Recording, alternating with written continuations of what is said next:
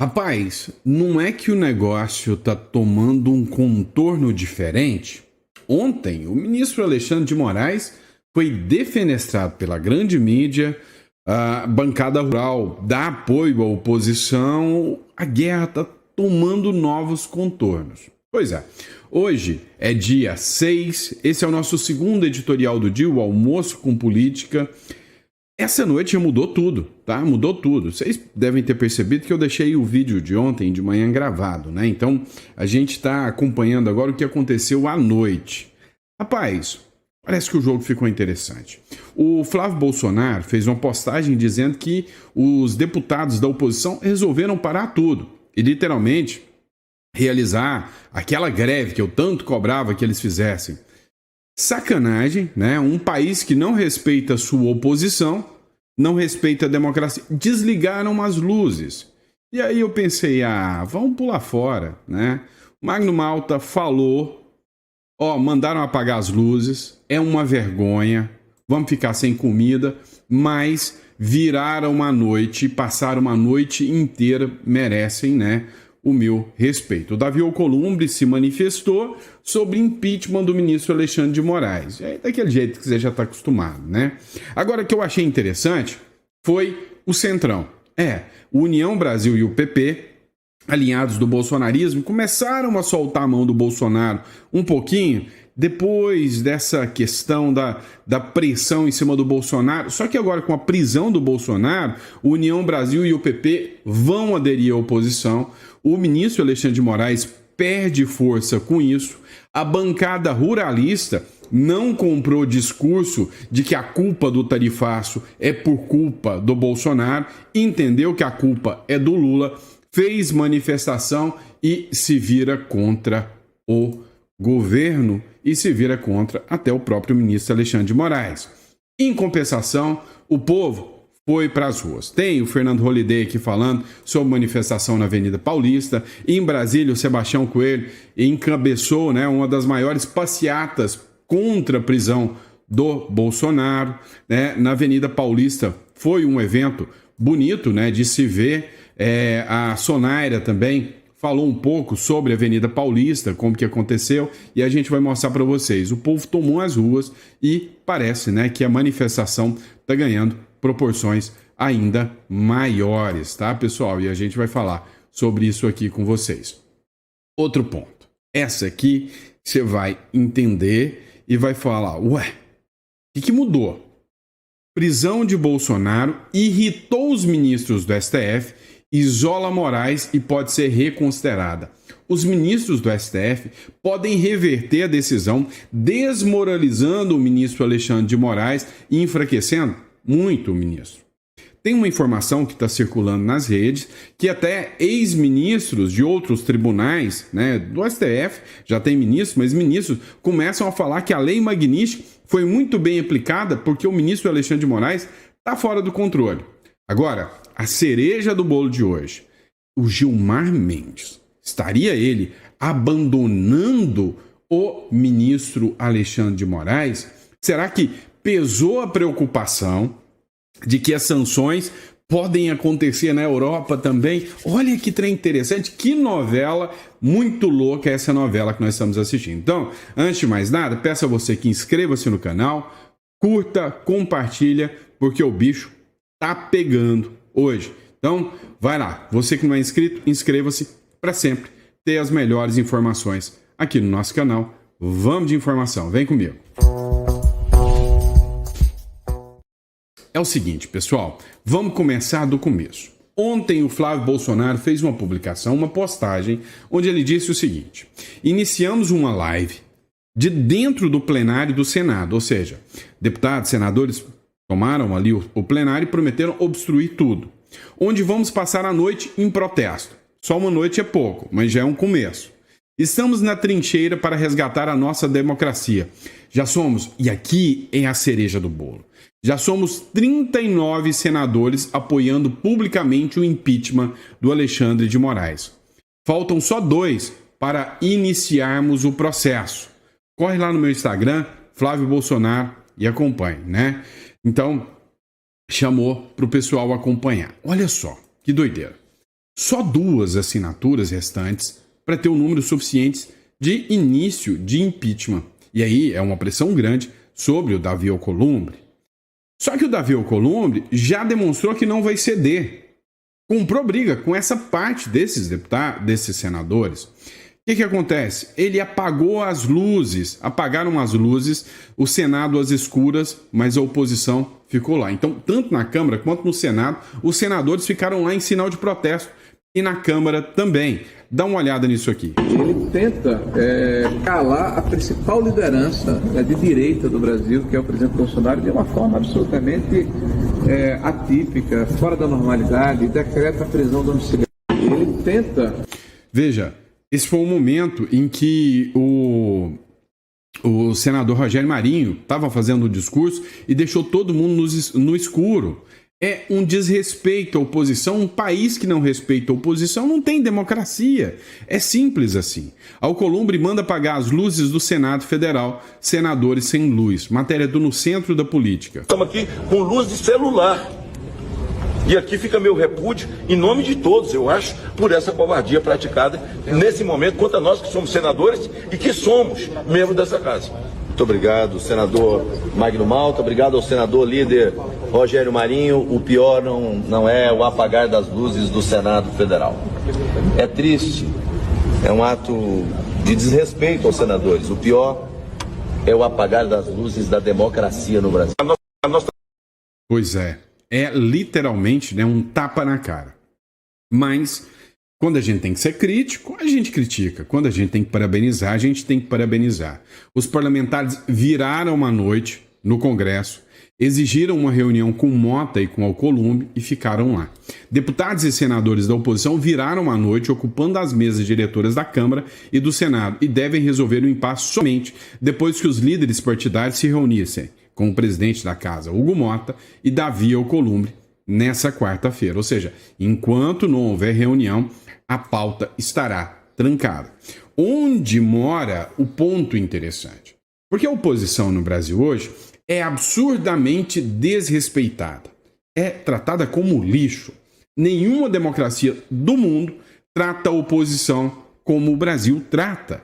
Isso é uma vergonha sem precedentes. Isso como disse o senador Marcos Rogério, o problema não é apagar das luzes do Senado, é o apagar das luzes da democracia.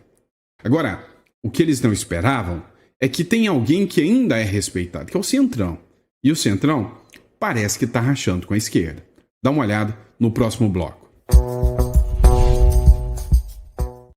Pois é, agora era a hora da verdade. A gente sabe que o Centrão, de certa forma, ele vai onde é mais interessante para ele.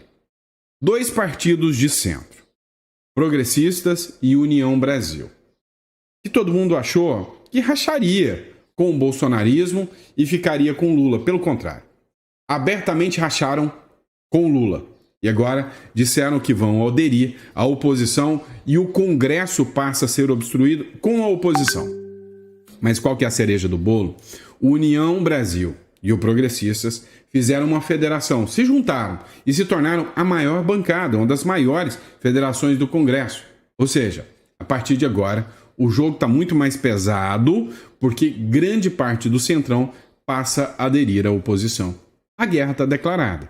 União Brasil e PP irão aderir à oposição e obstruir as votações no Congresso. Os partidos têm juntos 4 ministérios no governo Lula, os congressistas pressionam pela anistia dos presos do 8 de janeiro e o impeachment do Alexandre de Moraes. O jogo está ficando interessante porque tem muito deputado cobrando agora o impeachment do Alexandre de Moraes. E aí, uma das bancadas poderosas, vem cá, deixa eu contar para vocês. Lá tem uma bancada chamada BBB, é considerada a bancada forte. Bíblia, bala e boi. É a bancada evangélica. É a bancada da segurança pública e a bancada ruralista. A bancada ruralista, que é a bancada do boi, eles não queriam caçar briga com o Lula. Afinal, tem créditos, tem necessidade dos empresários, do agronegócio, ter um bom diálogo com o governo, senão ele ferra com a vida do empresário. Mas ele já está ferrando mesmo assim. Então, a bancada ruralista cancelou qualquer discussão sobre tarifaço, sobre o governo Lula, assumiu protestos a favor de Bolsonaro e começa uma pressão para arrancar o Lula da cadeira. Ó, meu amigo, estão falando em pressão por impeachment, tanto do ministro Alexandre de Moraes quanto impeachment do Lula. A pressão subiu. Mas e o povo, hein? Vamos falar sobre o povo? Sobre nós? Rapaz, sou fã desse cara aqui, Fernando Holliday. Ontem, na porta do MASP, começaram manifestações orgânicas, sem apoio de políticos nem nada. É o povo nas ruas e isso vai crescer. Lembra o não é por 20 centavos? Agora é pela nossa democracia. Dá uma olhada no que disse o Fernando Holliday, que disse, olha, Moraes está ficando isolado. Peraí, eu deixei sem áudio aqui, eu vou colocar de novo. Pessoal, estamos aqui agora na Avenida Paulista, 5 para 7 da noite e vamos sair em carreata rumo à Assembleia Legislativa. Se você estiver por São Paulo, próximo à Avenida Paulista, vem para cá agora, é o momento de se manifestar. Inclusive agora há pouco, a Folha de São Paulo já disse que Moraes está isolado no STF, está sozinho. Os ministros discordam da decisão que prendeu o presidente Jair Bolsonaro. É a hora do basta, agora ou nunca, vem para cá. Pessoal... Pois é, a manifestação ontem foi grande e não foi só no MASP, né? Tem aqui uma matéria também da Jovem Pan falando sobre isso aqui. Dá uma olhada nessa matéria. Aqui na Avenida Paulista, então, em frente ao MASP, hoje à noite, manifestantes a favor de Bolsonaro protestam após a decisão do ministro Alexandre de Moraes sobre a prisão domiciliar do ex-presidente. Aqui muitos manifestantes se reuniram embaixo da estrutura do MASP. Chove bastante aqui na Paulista, então eles ficam apenas embaixo da estrutura, mas uma motociata já começa a sair na direção da Consolação. Eles que estão em cima de um palanque ali, com alguns organizadores dizendo palavras, principalmente em relação à anistia do ex-presidente e também ao impeachment de Alexandre de Moraes. Essas são as principais faixas e as principais teses dos manifestantes. A cada vez que o semáforo fecha aqui nessa região da Paulista, manifestantes aparecem com faixas na faixa de pedestre pedindo que a quem passa por aqui buzine. Se for... Começou um buzinaço, é manifestação do povo. Agora, o pessoal não colocou a imagem por completo. A Sonaira, ela fez uma publicação, dá uma olhada. Aqui na Avenida Paulista, nós estamos nos preparando para sair aqui em carreata. A chuva não nos impedirá de dizer mais uma vez que o Brasil não aceita mais a ditadura da toga. Fora Alexandre de Moraes e fora Lula! Fora Moraes! Fora Moraes! Fora Moraes! Renuncia! Renuncia! Renuncia! Eduardo! Eduardo! Eduardo! Eduardo! Agora os canais aqui, cadê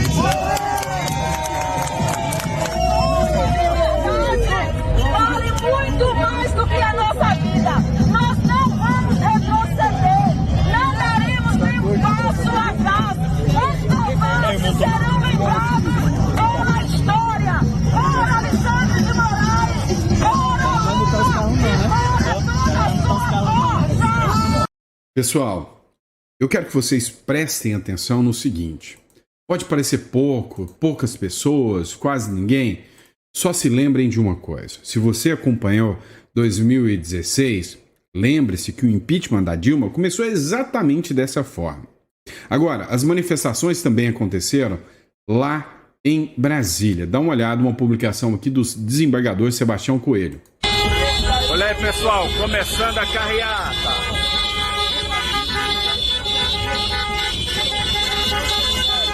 Começando a carreata. É por liberdade.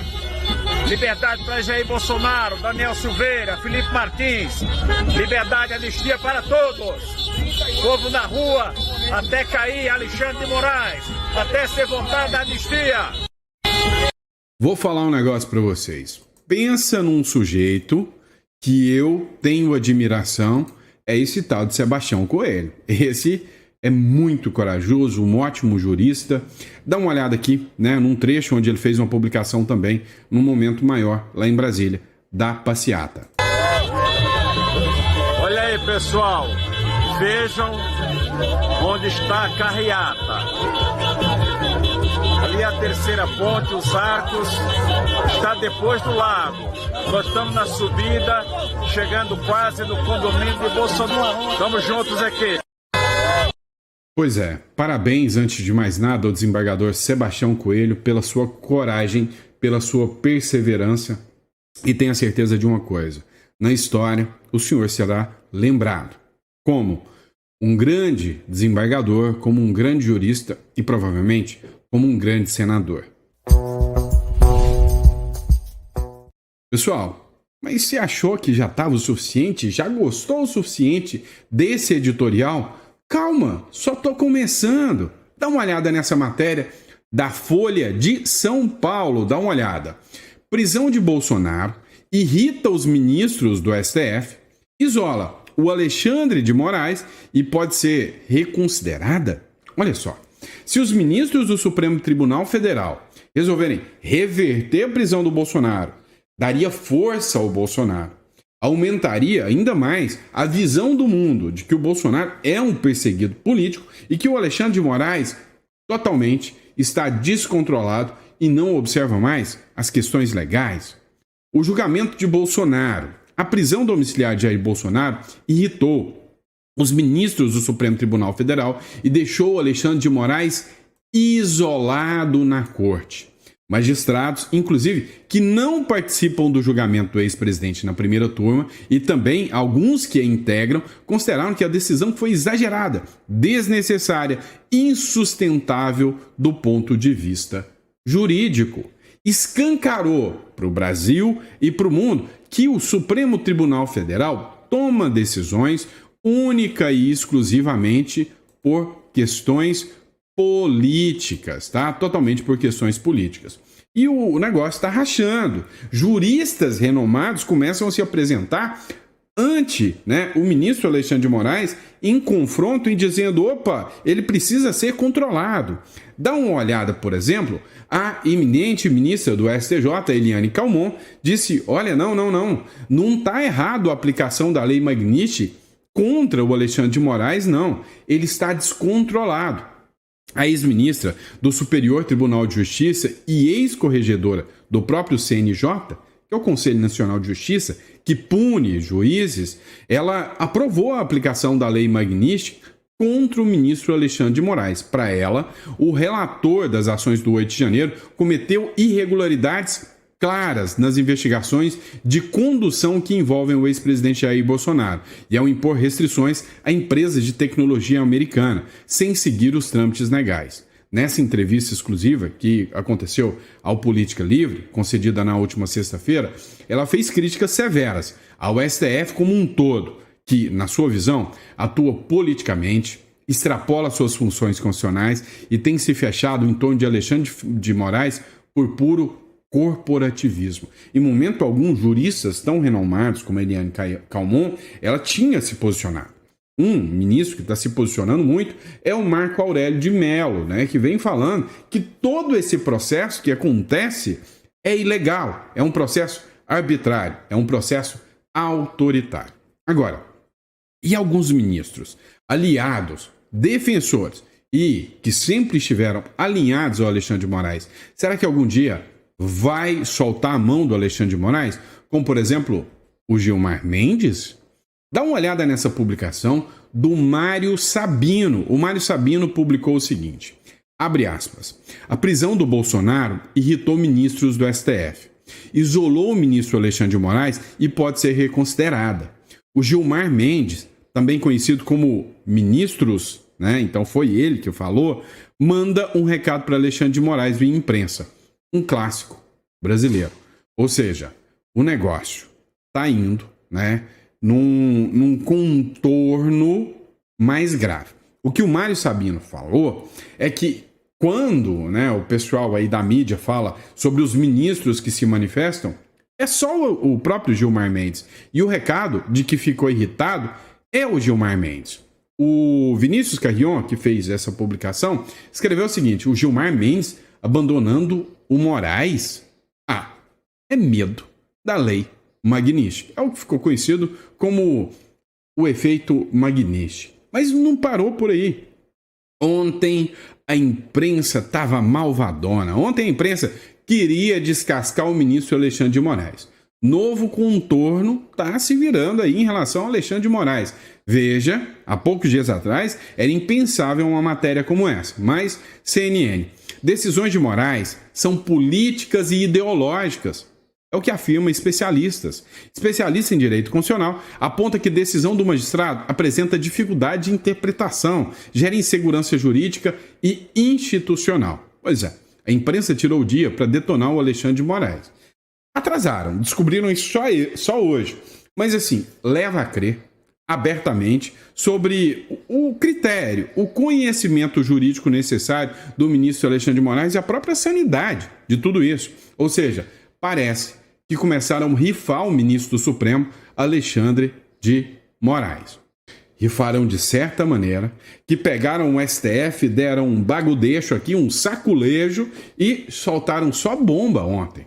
Matéria do Poder 360, também publicada pelo Vinícius aqui. Dá uma olhada nisso. O Barroso já sentiu o drama, já pensa em sair e o Lula já tem até 4 candidatos declarados para colocar no lugar. Mas você acha que o Barroso largaria o osso se não sentisse o impacto? É por isso que ontem teve uma matéria onde o Eduardo Bolsonaro falou: calma, é estratégia. Não aplique sanção aos demais ministros do STF. Manda recado para eles que ainda dá tempo deles recuarem. Pedem para sair, renunciem e saiam.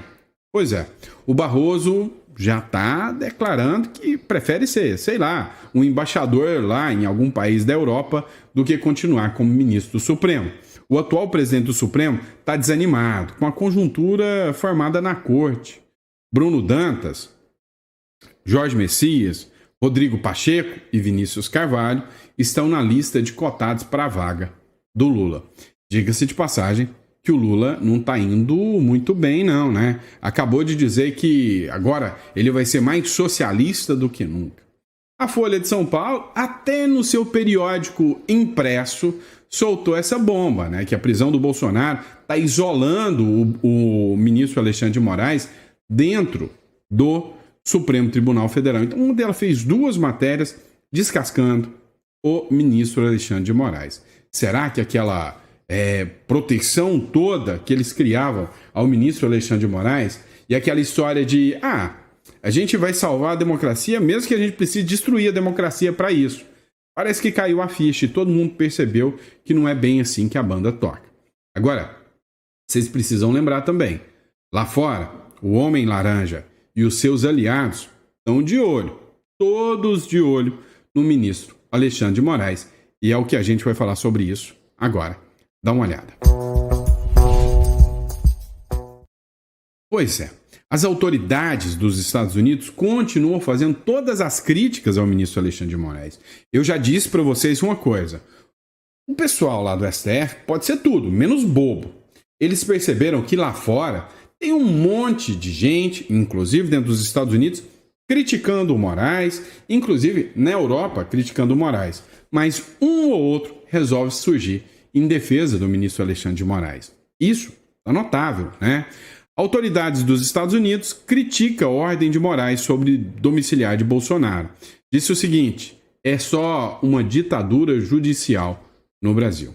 O vice-secretário do Departamento do Estado americano, o Christopher Landau, afirmou que o ministro Alexandre de Moraes, do Supremo Tribunal Federal, está arrastando o Brasil para uma ditadura judicial, em uma publicação no X, após a decretação da prisão domiciliar do ex-presidente Bolsonaro. Abre aspas. Os impulsos orwellianos desenfreados do ministro estão arrastando sua corte e seu país para o território desconhecido de uma ditadura judicial, escreveu a autoridade americana, né? Provavelmente se referindo ao livro 1984, do George Orwell, né? Onde havia um grande tirano que controlava tudo e a todos, inclusive com o Ministério da Verdade. Agora, ficou tão descarado, né? Escancarado, que até a Globo News está tendo que bater em cima, né? Nem dá para acreditar. O Demétrio, da Globo News, partiu para cima do Moraes e defendeu o Bolsonaro. Dá uma olhada nisso aqui. O Alexandre de Moraes preferiu fazer cautelares menores, mas incluiu nessas cautelares menores algo que não tem nenhuma sustentação jurídica, que é a proibição de uso de redes sociais. Isso não tem sustentação, porque só teria sustentação se o uso de redes sociais pudesse ameaçar a integridade do processo. Mas não pode. Todas as testemunhas já foram ouvidas. Não há júri popular para ser intimidado. Os juízes do Supremo não serão intimidados por postagens de Jair Bolsonaro. Até mesmo réus condenados têm o direito de dar entrevistas e ter essas entrevistas replicadas em redes sociais. Quando Alexandre de Moraes adota essa medida, é a sua obsessão pela censura de redes sociais, ele permite um pretexto eficaz para os bolsonaristas. E nós estamos agora no campo desse pretexto eficaz. Ou seja, depois que os bolsonaristas tiveram que se encolher diante da tarifa de Trump, aparecendo como aliados de uma potência estrangeira que prejudica o Brasil inteiro, agora eles conseguem uma nova narrativa e vão à ofensiva, porque é uma narrativa boa. Vem cá, essa turma às vezes me assusta. É uma narrativa boa porque ela condiz com os fatos. Então, quer dizer, não é uma verdade, é só uma narrativa que os fatos confirmam. É isso? Né? Que mentalidade dessa gente? Vem cá, deixa eu contar um segredo pra vocês. Fofoca então, assim, de bastidor, tá? E aí vocês não contam pra ninguém. A Globo mandou fazer uma pesquisa. E saiu uma pesquisa dizendo que a Globo precisa mudar sua linha editorial porque ela é esquerdista demais. E aí começou a dar linha para um monte, mas literalmente um monte de jornalistas. Daniela Lima caiu, Catanhede saiu, ou seja, vão enxugar porque são esquerdistas demais. Isso é porque a consciência bateu na cabeça deles, né? Não. Deixa eu contar um segredo para vocês. A família Marinho mora nos Estados Unidos.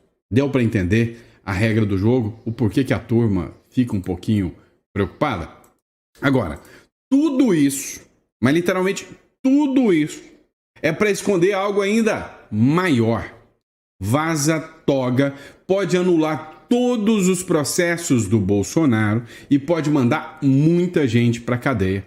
Você acha mesmo que os Estados Unidos, com a CIA, né, com o sistema de investigação, não sabe um monte de podre de um monte de gente e você acha que isso aqui vai passar batido? Escuta. Eu agora até mudando, acho que nem a anistia, é a anulação, depois que tudo vazou, né, do lava-toga lá do gabinete do ódio do Alexandre de Moraes, que estava procurando qualquer coisa para manter as pessoas presas. Então, assim, é vergonhoso o que está acontecendo.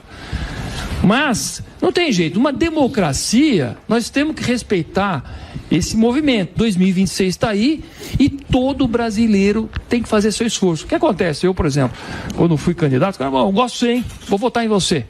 Legal, mas não é isso. Nós temos que fazer muito mais do que isso. A gente tem que agitar, tem que chegar com os amigos, faz as reuniões, gente, vamos fazer a coisa acontecer. Bora, Bill. Porque o Brasil é nosso, mas a gente tem que tomar posse. Eu agora até...